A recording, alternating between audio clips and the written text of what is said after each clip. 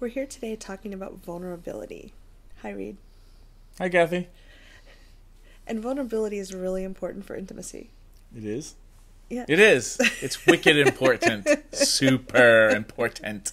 Without being able to be vulnerable, we can't connect deeply with others, and they won't even know we're there. They won't be able to find what we've been hoping someone will find and want to connect with. And I would say that without being vulnerable, you're not really being real with folks, and you're not role modeling that they can be real back to you. And so the connection, if you do create a connection, is probably false or superficial. And that will cost you in the end. Yes, it will. A lot of people, I grew up in that pattern, but a lot of people go through their entire life pretending to be what they think the other person wants them to be. Yeah. And that's not a good way to feel the warmth and connection you want to. That would really make life fulfilling. No, because then the other person is pretending, like trying to give you what they think you want to be, and then everything's off skew, and people's assessments aren't necessarily always correct. Right. It's like being in a play where nobody knows what the other people's roles are, and you're just kind of reading from a script and never being yourself. Yeah. So I'm Cathy Vartuli from theintimacydojo.com, here with Reid Mahauka from readaboutsex.com. Could you share a little bit about vulnerability and how we can be vulnerable when we're scared?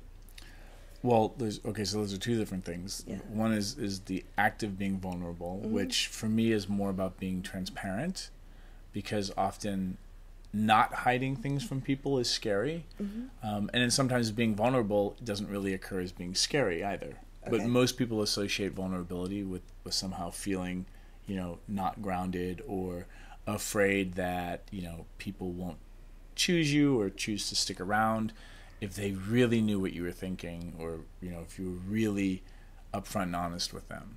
But that kind of vulnerability and being that way for people is actually what I think is kind of the new currency in relationships these days, because what you're really talking about is being authentic. Yes. And promoting honesty with people because you're being real with them, which builds trust. And trust and vulnerability are two things that I think are more needed now than ever, and more valued now than people are talking about yet. Yes. It was surprising to me when I first started being more open with people. I'd always before shared what it was safe, what I thought they were able to handle. And I was wondering why I wasn't forming these connections, these friendships like I really wanted to.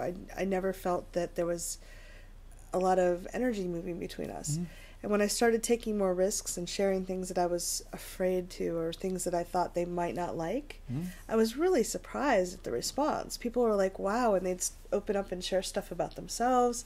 It was really beautiful. And did that leave you feeling more connected or less when people opened up and shared things with you? So much more connected. I made friends. I felt closer to the people that I had shared more authentically with in a couple days than I'd felt with people that I'd known for 10 years. Yeah. Lying, unless you are a liar, it does not make a lot of people feel more connected. Or hiding. People can really sense that when you're trying to keep things tucked away. Yeah. And so it really comes down to, like, what are you trying to protect by withholding reality, or what's real for you? And is that worth costing, deepening your relationships or having people trust you more?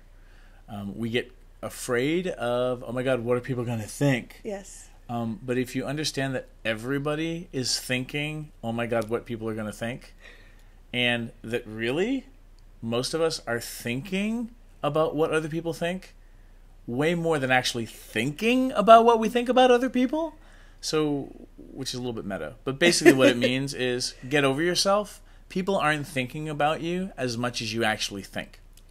And when you start opening up, it gives them permission to share their hidden parts, the parts of them that might be wounded or scared. And it creates a lot more ease and kind of a healing love between people. And you don't have to start off by sharing your deepest, darkest secret with someone. You can kind of practice, take baby steps, see how they respond. Yeah. I mean, if you scare them away, then what it means is they probably couldn't handle the real you. And why do you want to live your life with somebody half-assed? And then the other thing being that sometimes you scare people away initially, but they come back later. Yeah. Because you're the only one who's actually being real with them, and they learn to actually trust you, and they want to be around you because oh my God, you're role modeling that it's okay for them to open up. And then when they open up, they're like, oh my God, that's such a relief. And you're the person they feel relieved around. Yeah. So that's where I would put my money. Yeah, give it a try. We'd love to hear what you think. Leave some comments below. Yep. Thank Bye. you.